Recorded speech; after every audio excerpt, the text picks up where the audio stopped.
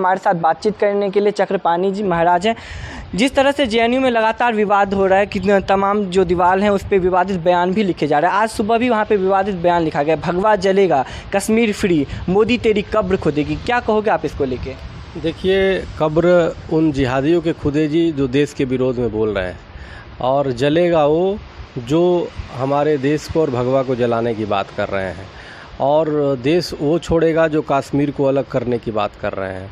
तो इन देशद्रोहियों को ये पता होना चाहिए कितने लोग आए जहन्नुम में चले गए, कितने लोग आए पत्थरबाज खत्म हो गए, कितने आए और देश की संप्रभुता पे प्रश्न चिन्ह उठाया, वो चले गए जहन्नुम में। तो ये भी इनका भी अब अंत है। जब कीड़े मकोड़े को मरने के वक्त आता है ना, तो लौ पे वो झटके मारता है और जल के मर जाता है। उसी प्रकार से इनका भी है। देखिए, कितना दुर्भाग्य है कि देश के प्रधानमंत्री के खिलाफ इस तरह सरेआम धमकी लिखना, देश के हमारे संप्रभुता पे, हमारे भगवा को जलाने की बात करना, जो तिरंगा के सबसे ऊपर है। आप देखिए कि किस तरह कश्मीर को ये कह रहे हैं कि अलग करने की बात कर रहे हैं। अरे कैसे कर दोगे अलग भाई? कश्मीर तो हमारा, अब तो पाकिस्तान खुद अपने को रो रहा है। पाकिस्तान की अपनी खर्च नहीं चल रहा है। अभी तो उसका जो अधिकृत कश्मीर है जो पाकिस्तान में, वो खुद भारत में आने को तैयार है। तो इसलिए जो एक बोल रहे हैं, यह जिहादी मानसिकता के वो लोग हैं जो देश से प्रेम नहीं करते, जेएनयू में बैठ करके हमारे टैक्सों के, आपके टैक्सों के पैसा को खाते हैं और देश विरोधी भावना को करते हैं। मेरा मानना है ऐसे लोगों का राष्ट्रद्रोह के अंदर इनको तत्काल अंदर करना चाहिए। और दूसरी, जेएनयू का नाम बदल करके वीर सावरकर विश्वविद्यालय की जाने की आवश्यकता है। ये मैं मांगता हूँ कि वीर सावरकर के नाम से होगा।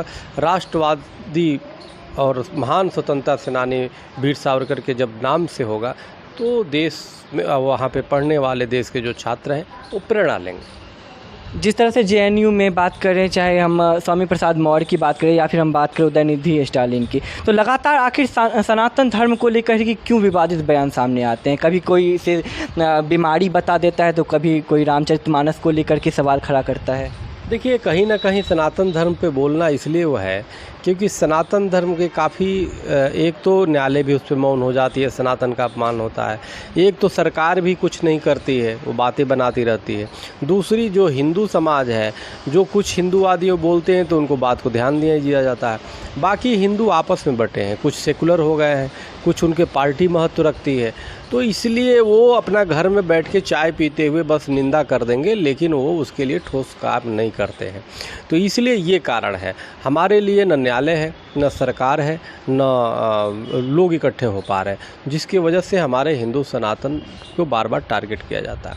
आप बताओ ना, योगी आदित्यनाथ जी उत्तर प्रदेश में है, स्वामी प्रसाद मौर्य रोज़ आए दिन बकवास करते हैं हिंदू सनातन के खिलाफ, तत्काल बुलडोजर चलाया जाता है। अगर जो चल गया होता तो आज चुप होते, तो नहीं चला पा रहे। तो यह राजनीतिक स्वार्थ में जो सत्ता शांत रहती है, अपमान पे भी हिंदुओं के, तो ये बड़ा वही हिंदू संगठन अगर कोई कार्य करता है तुरंत उसकी गिरफ्तारी हो जाती है, उस पर बुलडोजर चल जाते हैं। तो सरकार को मेरा मानना है, अब स्टालिन की बात लीजिए, वहाँ पे मैंने कहा तमिलनाडु में राष्ट्रपति शासन लागू किया जाए, क्योंकि जब वो पूरे सनातन को उखाड़ने की बात कर रहा है तो वहाँ पे स्वाभाविक है कि हिंदू खतरे में है। और मालवीय जी जो सोशल मीडिया प्रभारी, उन्होंने कहा भी कि भाई वहाँ जनसंहार होने की आवश्यकता है, हिंदुओं का नरसंहार होने की आवश्यकता है।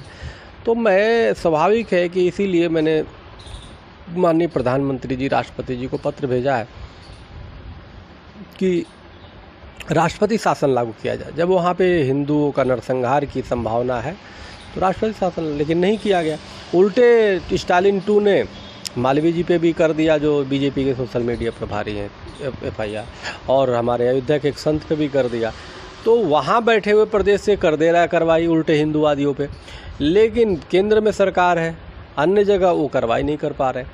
तो यह सिर्फ राजनीतिक सनातन धर्म को फुटबॉल की तरह बना के जो खेला जा रहा है, या न देश के लिए उचित है, न हिंदू सनातनियों के लिए उचित है। आखिरी सवाल, जिस तरह से देखा जाता है कि जेएनयू लगातार विवादों में रहता है, ऐसे तमाम जो देश विरोधी नारे हैं जेएनयू में लगातार लगाए जाते हैं, आए दिन ऐसा खबर सामने आता है, तो इनको संरक्षण कौन देता है इनको? देखिए, सवाल है, इनके पीछे पाकिस्तान के इशारे पे चलने वाले लोग हैं। हम तो कहते हैं हमारी हिंदू महासभा की अगर सरकार अगर बन गई ना केंद्र में, तो बम से उड़ा देंगे, तोपों से उड़ा देंगे जेएनयू को।